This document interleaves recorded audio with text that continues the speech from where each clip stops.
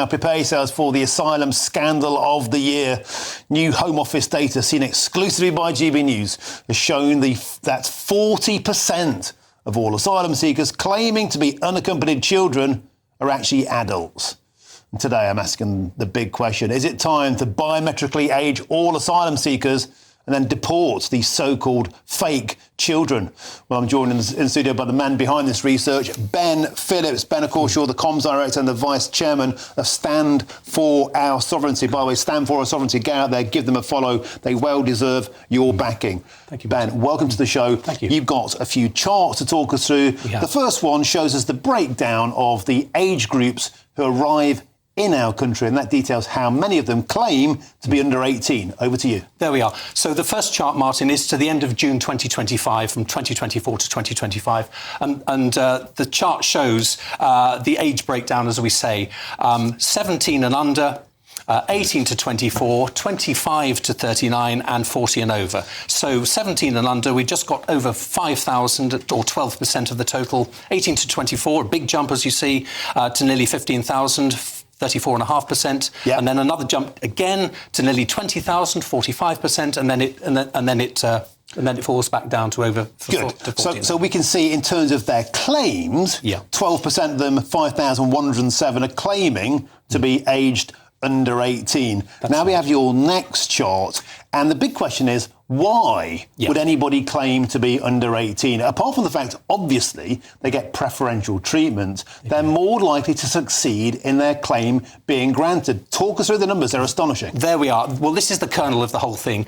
If you are unaccompanied and you can claim to be under 18, you are nearly 50% more likely to be approved for your claim than if you're over 18. And again, we've got the data to show that. There it is on screen now. Talk us through that. And look at that. Unaccompanied under 18's approval rate, 84%, an astonishing number. So no wonder there's such a pressure for people to apply. You're more or less guaranteed to be granted asylum if you claim to be under 18. That's right. OK, that's the point. There we are. As opposed to those aged 18 to 24, 56.5%. So in other words, there's a nearly 50% differential between the two. So you're 50% more likely to be granted if you claim to be a child. Correct. And you're 84% likely to be granted asylum if you say you are a child. And that means you're much more likely to remain in the country and get preferential treatment in terms of housing, in terms of service provision, because you're treated as a fragile minor. Correct. Now let's get to the real number bit. The actual bombshell of your report. How many of them are fakes? How many are pretending to be children? Well, have you had a random call lately from a strange number, maybe trying to sell you something or even scam you?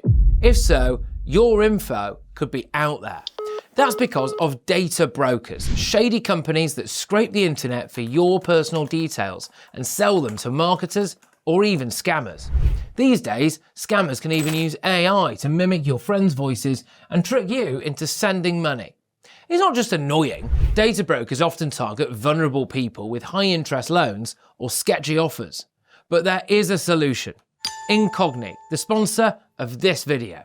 Incogni contacts data brokers on your behalf and requests your info be deleted from their databases. And because your data can keep popping up, Incogni keeps sending removal requests to make sure it stays gone. They've just launched a new unlimited plan with custom removals. If you find your info on a weird website, just send them the link and their privacy team will work to get it taken down. Getting started is easy. Hit the link in the description, create your account and let Incogni handle the rest. It's risk-free for 30 days and you'll get 60% off an annual plan with the code GBNews.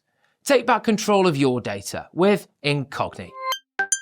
To be children. Well, this is it. Now, just important to say, Martin, this data is up to June of 24, so it's a year old, and we are working on getting the data up to 25, and who knows what those figures might be. But this is the latest possible data, and it's hot off the press. That's correct. Good. Now, those claiming to be under 18, the actual total is just over 4,700, of which 2,854 were accepted as being 17 or under.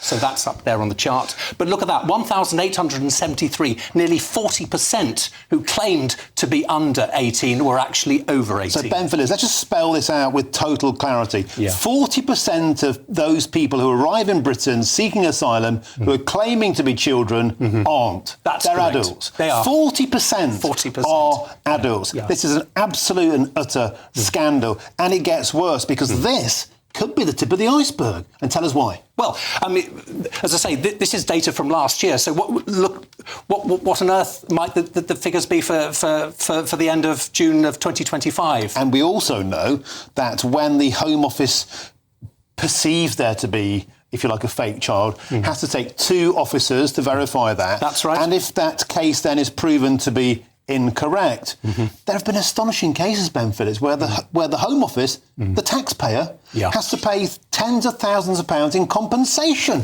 for the hurt feelings and the legal costs of children. Yeah.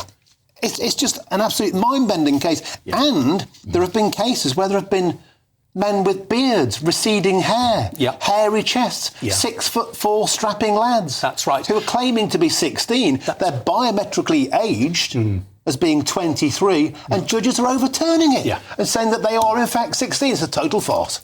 Absolute farce. You wouldn't believe it unless it had actually happened. And this is what's going on, Martin.